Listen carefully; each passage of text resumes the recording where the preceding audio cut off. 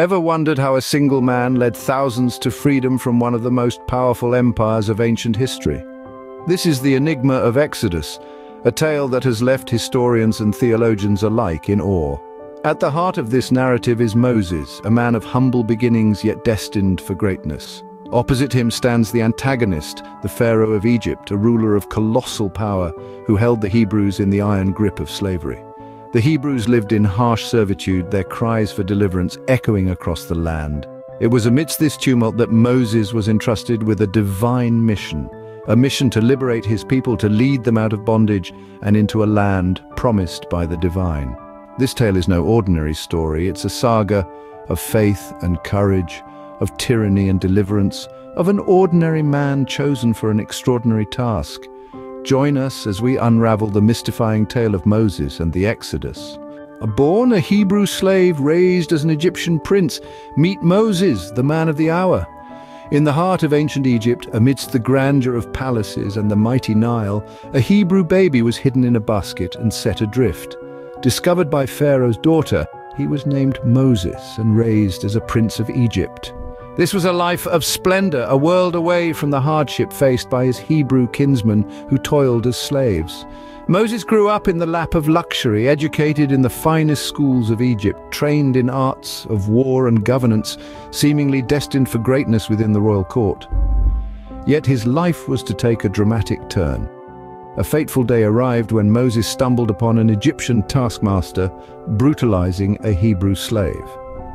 In a fit of rage, he intervened, killing the taskmaster. This incident unveiled to Moses his true lineage, his connection to the enslaved Hebrews.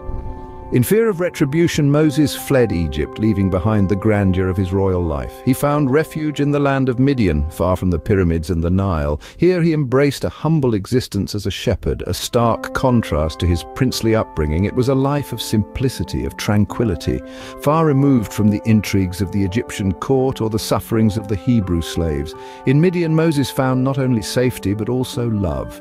He married Zipporah, a Midianite woman, and started a family. He could have lived out his days in this peaceful obscurity, tending his flocks under the vast desert sky. But destiny had other plans for Moses. He was not meant to remain a shepherd in Midian. His true calling was yet to be revealed, a calling that would transform him from a fugitive prince to a liberator of his people. Little did Moses know his quiet life was about to take a divine turn. Imagine stumbling upon a bush ablaze yet unconsumed. A spectacle indeed, but what if the bush spoke to you?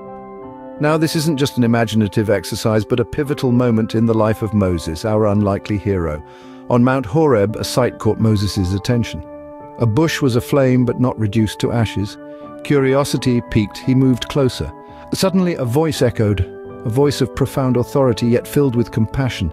It was none other than the voice of God, who revealed himself as "I am who I am," a phrase signifying his eternal self-sustaining existence. God, with his divine omniscience, was well aware of the suffering of his people, the Hebrews, under the yoke of Egyptian oppression. He had chosen Moses for a divine mission to liberate the Hebrews from the shackles of slavery. Imagine that, a humble shepherd, once a fugitive, now chosen by God himself for a task of such monumental proportions. But how was he to convince the Pharaoh, let alone his own people, of his divine mandate? God reassured Moses that he wouldn't be alone in this daunting endeavor. "I will be with you," he promised. He equipped Moses with miraculous signs to validate his divine commission. Armed with divine purpose, Moses sets off to confront the Pharaoh. This was the beginning of a journey that would forever change the course of history. Imagine standing before a powerful ruler demanding the freedom of thousands. That's exactly what Moses did. In the heart of Egypt's grandeur, Moses found himself face to face with the Pharaoh, the most powerful man in the kingdom. But Moses was not there for pleasantries. He was there on a divine mission. He demanded the release of his people, the Hebrews, who had been in the shackles of slavery for too long. Pharaoh, however, was not moved by Moses' pleas. He was a ruler used to absolute authority, unaccustomed to being challenged. He saw Moses not as a messenger of God, but as a mere man, audacious enough to question his authority. He dismissed Moses' demand, refusing to free the Hebrews. But Moses was not deterred. He warned Pharaoh of the consequences of his defiance. He spoke of 10 plagues that would descend upon Egypt if Pharaoh continued to resist God's command. These weren't empty threats or tales spun to frighten. They were prophecies, divine promises of retribution. Pharaoh, however, remained obstinate. He was a man of immense power, unafraid of threats, divine or otherwise. His refusal was not just a denial of Moses' request, but a challenge to the God Moses represented. It was a challenge that was about to cost him and his kingdom dearly.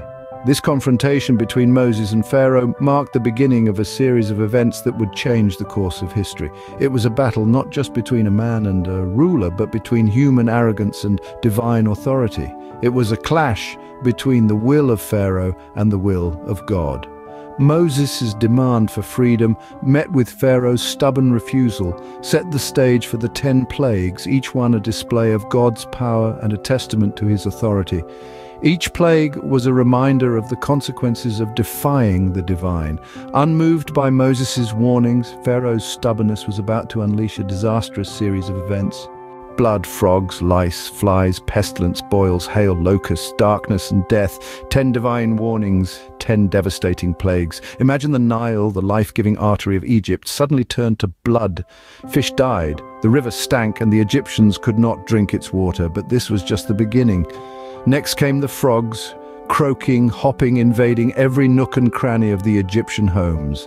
An unending, unbearable chorus that lasted for days. But when the frogs died off, the lice arrived. Tiny, itching, biting creatures swarmed over man and beast.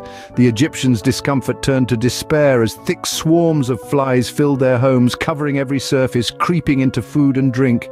Then came the pestilence, a divine disease that struck down the cattle, horses, donkeys, camels, oxen and sheep, causing widespread panic and economic devastation.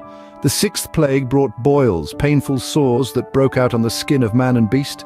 Then the skies opened up to unleash a hailstorm of epic proportions, destroying crops and livestock, battering houses and causing untold destruction. With the hail came fire, scorching everything in its path. Just as the Egyptians were beginning to recover, locusts descended like a dark cloud, consuming what little remained of the crops. Then darkness fell over the land for 3 full days, a darkness so thick it could be felt. The Egyptians were plunged into an abyss of fear and uncertainty. The final and most devastating plague was the death of the firstborn. From the firstborn of Pharaoh who sat on his throne to the firstborn of the captive in the dungeon and all the firstborn of the cattle as well, there was not a house where there was not one dead. With Egypt in ruins, Pharaoh finally relents, setting the stage for the great Exodus. Picture this, a mass of people walking together, escaping a life of bondage, heading towards a promised land. After centuries of enslavement, the Hebrews finally took their first steps toward freedom, led by Moses, a man chosen by divine will. The journey was not without its trials. Behind them, the furious Pharaoh, unwilling to let his workforce go, marshaled his chariots and soldiers, pursuing the fleeing Hebrews with relentless determination. Ahead, the seemingly impassable Red Sea stretched out, a barrier to their promised sanctuary. But even in the face of such daunting obstacles, hope did not falter. With a faith as unyielding as the desert rocks, Moses lifted his staff, and the impossible became possible. The Red Sea, a formidable obstacle, parted, paving a dry path through its heart. This was no mere coincidence, but a divine intervention, a testament to the power of faith and the promise of freedom. As the Hebrews crossed, the Pharaoh's army, blinded by rage and arrogance, followed into the seabed. But the sea, the very barrier that had yielded to the Hebrews, showed no mercy to their pursuers. With a mighty roar, it crashed back into place, swallowing the Pharaoh's forces, their screams lost in the tumultuous waves.